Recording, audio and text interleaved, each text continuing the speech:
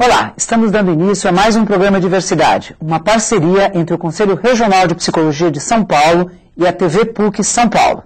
Estamos dando continuidade aos nossos debates sobre políticas públicas e psicologia. Vamos debater hoje políticas públicas e adoção. A adoção é um tema importante, cercado de questões, de preconceitos, de mitos, de dificuldades, um tema tabu em nossa sociedade.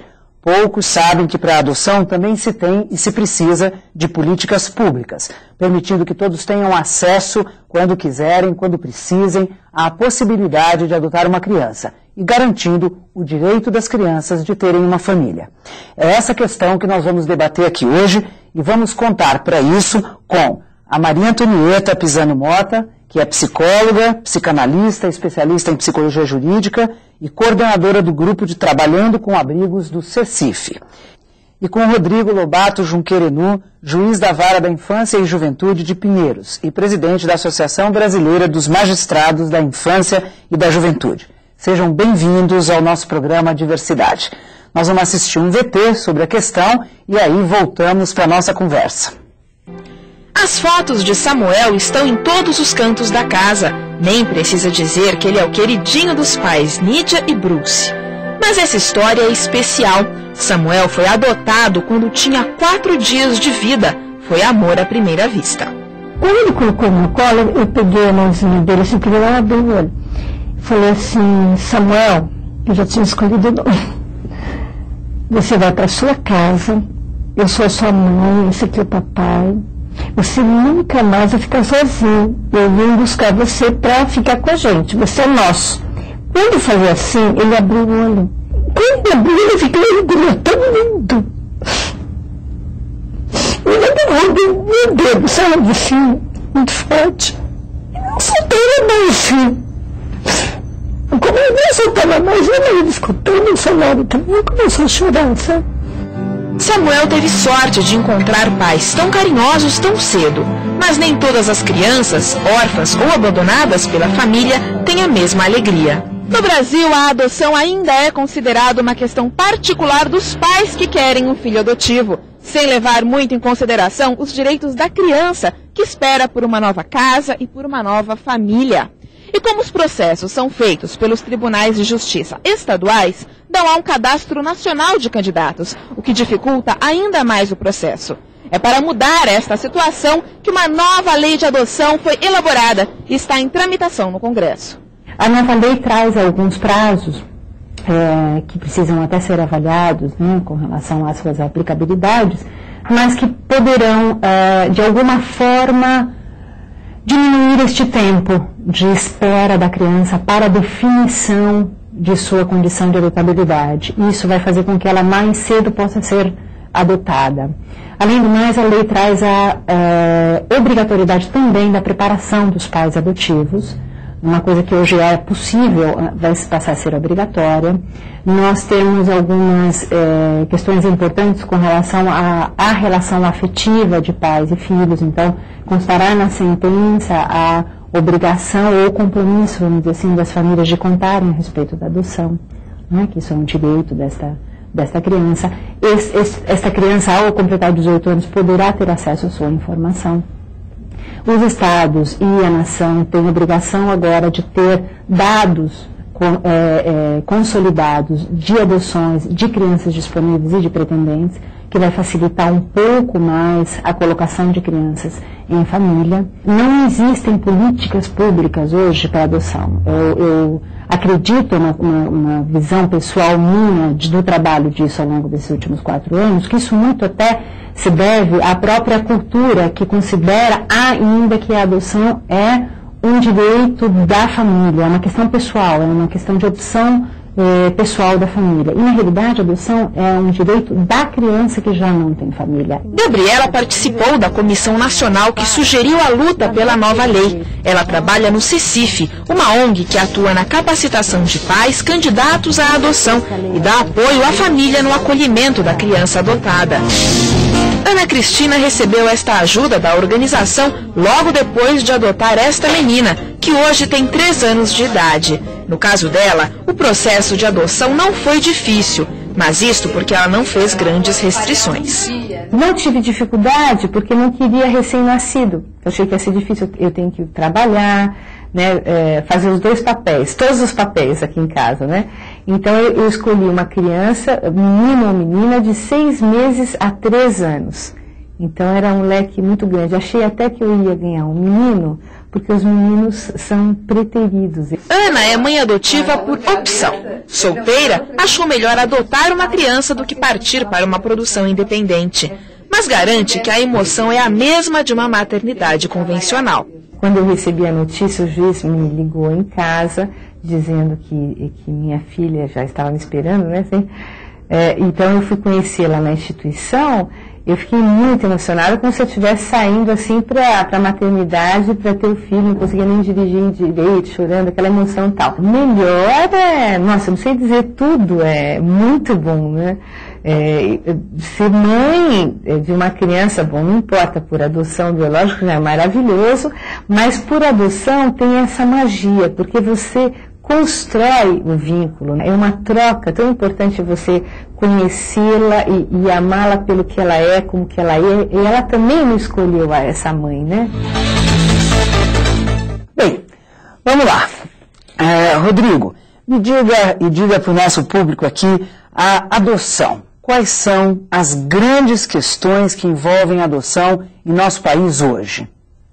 Bem, a grande questão que eu vejo é que a adoção é vista como uma complementação da família.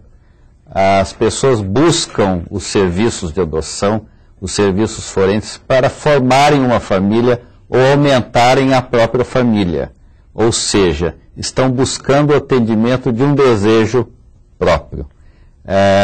O que se coloca hoje nas nossas discussões e o direito da criança à convivência familiar, que na Constituição brasileira é colocada como um direito fundamental da criança ou adolescente, ter uma família, ser mantido e educado dentro da convivência familiar.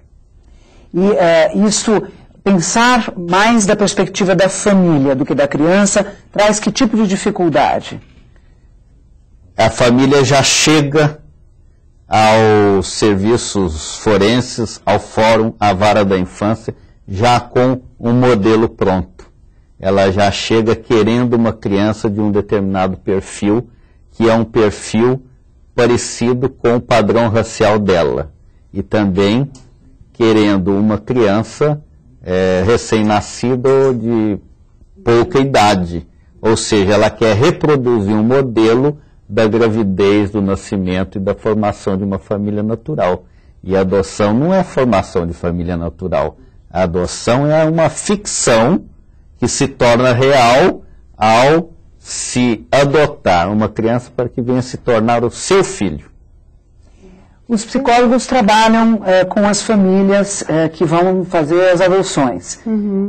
Da tua experiência, isso que coloca, Rodrigo, como é que aparece, Maria Antonieta?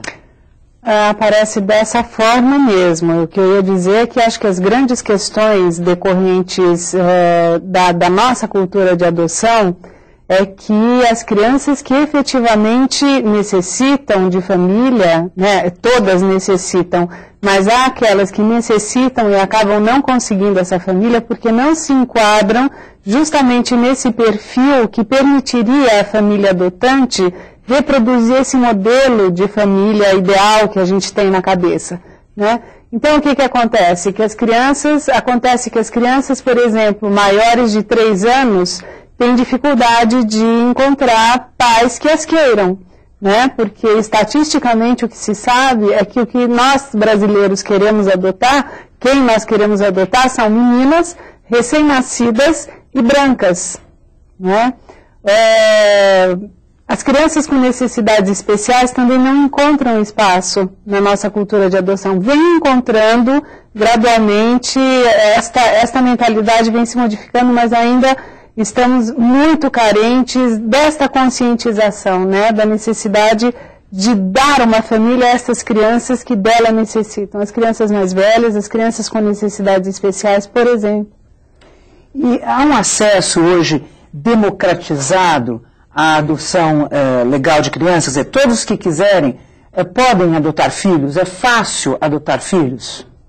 Bem, teoricamente sim, é democratizado porque qualquer pessoa pode ir à justiça e manifestar esse desejo, não é?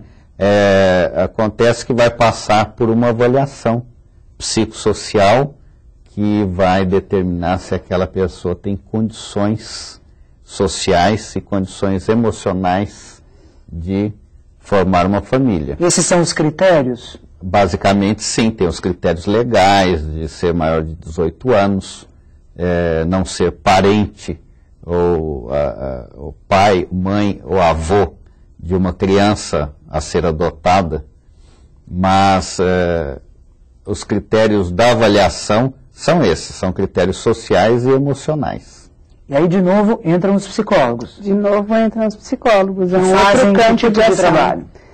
Eles fazem entrevistas de avaliação, fazem o acompanhamento, depois que a criança está em família, que ela conseguiu a guarda, há um acompanhamento de tempos em tempos por parte da equipe técnica da Vara de Infância e Juventude. E se pode perder filhos? Pode sim. Pode filhos, sim. Tanto filhos naturais quanto os filhos biológicos. Sim, e os filhos adotados a gente pode perder um filho. Sim, sim, desde que comprovadamente se considere incapaz aquele casal ou aquela pessoa de exercer adequadamente o poder familiar, né, o antigo pátrio poder, e desde que passe por todos os trâmites legais, e aí entra o Ministério Público, uma série de iniciativas, mas é possível sim. Assim como acontece no mundo da adoção, de crianças serem devolvidas. É uma realidade triste, legalmente não seria possível, mas concretamente isso acontece. E o que é que acontece para que alguém devolva um filho adotado? Essas histórias... São muitas as possibilidades, mas em geral há uma impossibilidade do casal ou da pessoa que adota aquela criança ou que tem aquela guarda ou que definitivou a adoção de continuar tendo aquela criança no seio de sua família. Em geral são crianças que apresentam algum tipo de complicação. É muito comum isso acontecer na adolescência, quer dizer, do meu ponto de vista, eu acho que houve alguma falha em algum ponto desse processo. Processo de construir... De preparação e de construção desse vínculo. E que tem a ver também com essa visão de que, assim, a família que pensa o seu sonho, né, que você apontava no início, os mitos. A família que quer atender a um desejo seu. E aí aqueles pretendentes que querem a satisfação de um desejo seu. Agora, o que pode acontecer, e daí o papel, vamos dizer, não digo nem importantíssimo, mas fundamental do psicólogo, é fazer aquela avaliação emocional do pretendente antes da adoção.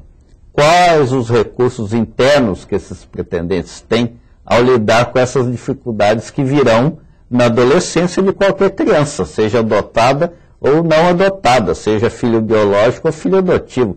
Todo adolescente, como dizem as pessoas, dá trabalho, mas nós estamos preparados para enfrentar esse trabalho. É um trabalho que é nosso. Então nós estamos preparados, o pretendente deve estar preparado para lidar com essas situações de adolescência. Eu acho que talvez aí os grupos de apoio à adoção tenham um papel importante, né, já que a gente não tem iniciativas governamentais e políticas públicas desenvolvidas nesse sentido, as iniciativas das ONGs, isso, né, ou dos grupos de apoio e preparação. São grupos que se propõem a preparar os pretendentes e acompanhar os adotantes, não é? Ao longo do tempo que essas pessoas considerarem necessário e interessante, ou seja, se considerarmos que a adoção é de fato um processo e não um momento na vida de uma pessoa, não é? Assim como ter um filho biológico também é um processo, nós temos que estar sempre nos renovando e nos pensando e repensando o vínculo, né? Da mesma forma em relação à adoção. Então, nesses grupos se fazem discussões, são feitas trocas de experiências entre os vários participantes do grupo, pais que já adotaram, pais que pretendem adotar. Existem palestras de profissionais especializados que vão lidar, por exemplo, com a questão da adolescência, o que se esperar de um filho na adolescência, com o que devemos estar preparados. Então, acho que os grupos têm um importantíssimo papel, né? O que nós temos hoje? Se eu quiser adotar uma criança, a quem eu procuro, onde eu vou e depois como é que eu chego a toda essa estrutura de apoio que parece existir, que a Maria Antonieta está nos contando que através de ONGs existem. Como é que é esta rede que existe? Na verdade, a rede não existe. Deveria existir. Aqui em São Paulo, nós sabemos da existência de 2 grupos de apoio à adoção apenas na cidade de São Paulo. Mas temos 11 varas da infância e da juventude que recebem os requerimentos dos pretendentes à adoção. Então, a pessoa que pretende ser adotante deve procurar o plantão do Serviço Social da Vara da Infância e da Juventude mais próximo à sua residência. Ou um grupo de apoio de adoção para se informar como é feita esse cadastramento. Basicamente é se apresentar, fazer algumas entrevistas, apresentar seus documentos, certidões criminais, certidões de idoneidade física, e aí passa por um processo de avaliação social e psicológica. É um processo que pode demorar uns 3 ou 4 meses, não mais do que isso, e aí se forma um cadastro de pretendentes à adoção naquela vara. Essa pessoa que é aprovada, ou o casal que é aprovado, ele pode pegar a cópia daqueles documentos, daquela sentença do juiz, e procurar se cadastrar em outras cidades do país todo.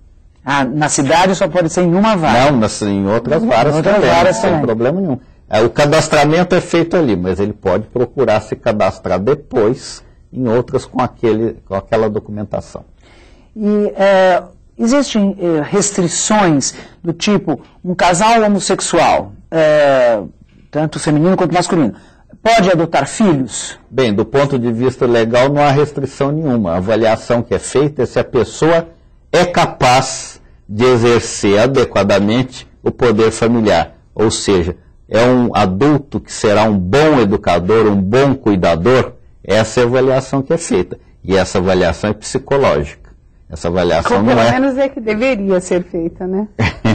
Essa avaliação é psicológica, essa avaliação não é social. Social são as condições de habitabilidade, condições de manutenção. Nós não podemos entregar uma criança, uma família que não tem as mínimas condições de sobrevivência. Então tem que haver um mínimo de recursos materiais desse pretendente, dessa pretendente.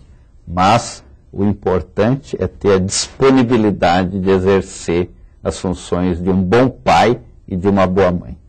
É comum se pensar que os filhos adotados podem dar trabalho, né? Isso é um mito ou existe alguma coisa das histórias que possa comprovar? Por que as pessoas acabam, às vezes, até tendo receio, né, de adotar, porque tem medo de que futuramente esses filhos possam se revoltar, ou esses filhos queiram ir embora procurar seus pais? Isso tudo são riscos verdadeiros, ou a gente tem muito mais aí de história e de tabu do que de realidade? Aí pergunto para os dois, da experiência que tem. Eu posso começar respondendo. Eu acho que se alguém adota uma criança com essa ideia de que ela causará problemas, ela certamente dará problemas, né? Eu acho que quando atribuímos um determinado lugar a uma pessoa dentro de uma família, a tendência é ela ocupar exatamente aquele lugar que lhe atribuímos, né? Existem várias pesquisas psicológicas que desfazem esse mito, mas existe um outro mito que é forte demais e que se contrapõe a esse, que é o mito dos laços de sangue, né? Então a gente ainda tem na nossa cultura muito aquela ideia de se os pais tiveram desvios de conduta, se são marginais, como costumam dizer, filho de marginal, marginalzinho será. Não é? Isso é terrível, isso estigmatiza, isso limita, isso tira as chances de crianças que poderiam ser felizes e fazer de uma família plena. Não é? Então, a genética tem o seu papel na constituição de cada um de nós, mas eu acho que quando nos remetemos às origens ou à herança genética que essa criança trouxe para a família, para justificar o problema que ela eventualmente esteja causando, é uma maneira de nós nos livrarmos da responsabilidade que nós tivemos sobre aquela criação. Não é? Exatamente. Só queria acrescentar isso. É fácil atribuir a alguém a responsabilidade por aquilo que nós não conseguimos fazer. Isso é uma característica muito nossa, muito humana, nós brasileiros principalmente, porque nós nos sentimos impotentes em razão da falta das políticas públicas e da falta de um país melhor para vivermos e para criarmos e educarmos nossos filhos. Esse é o grande drama que nós temos.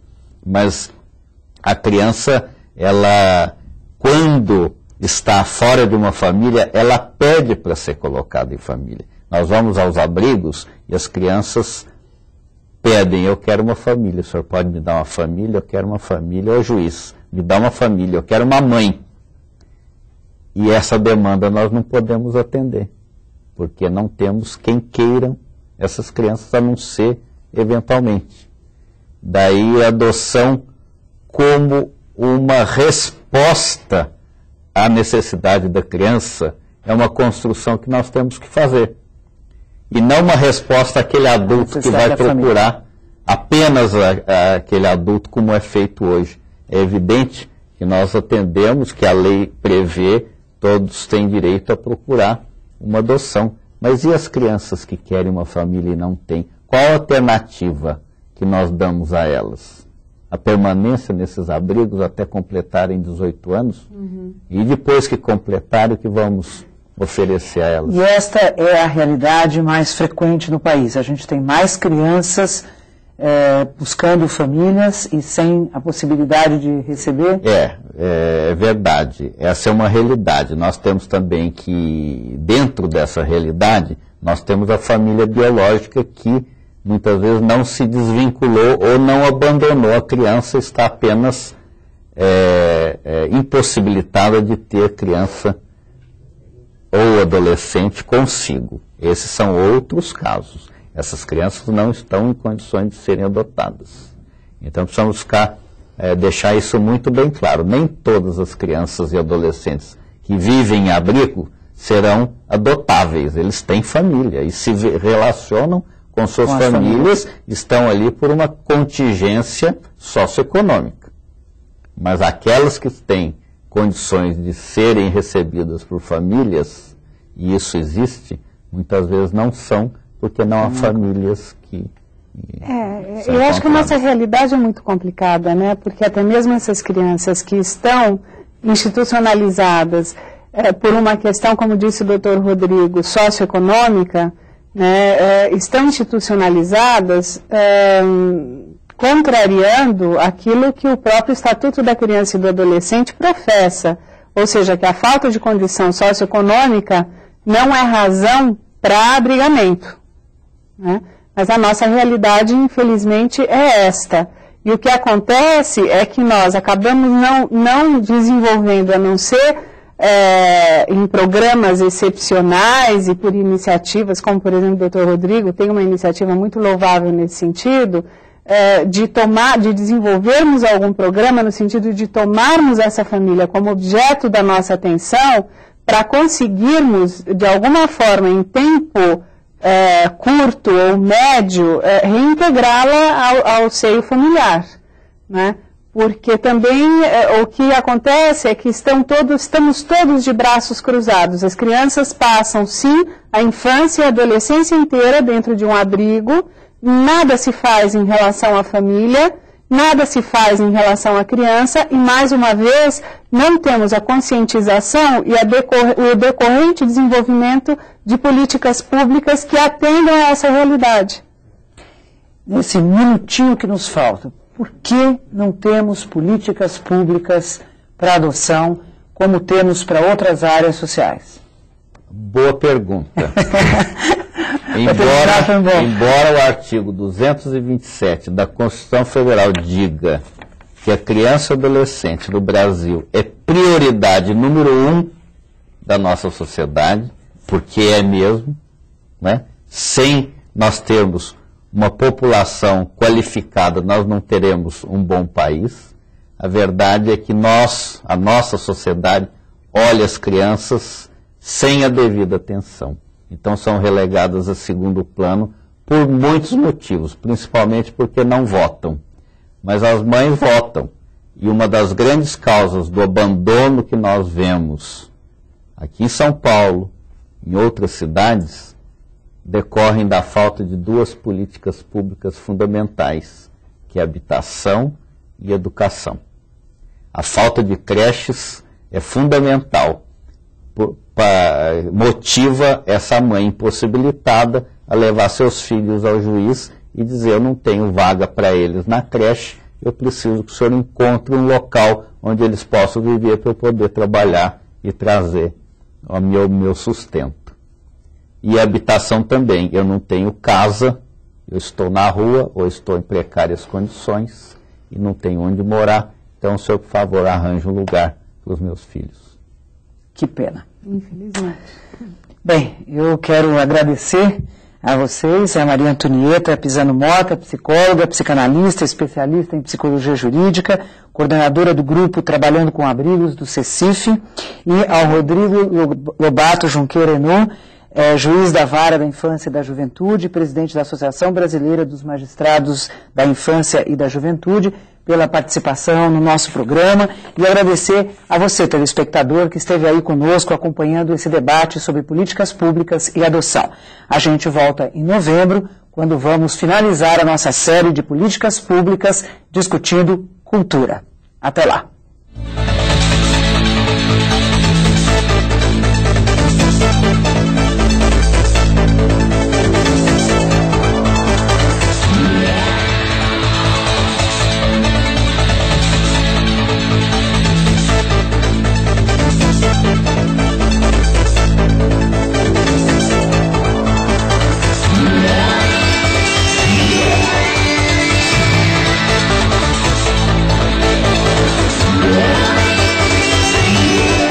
Diversidade, uma realização do Conselho Regional de Psicologia de São Paulo e TV PUC São Paulo.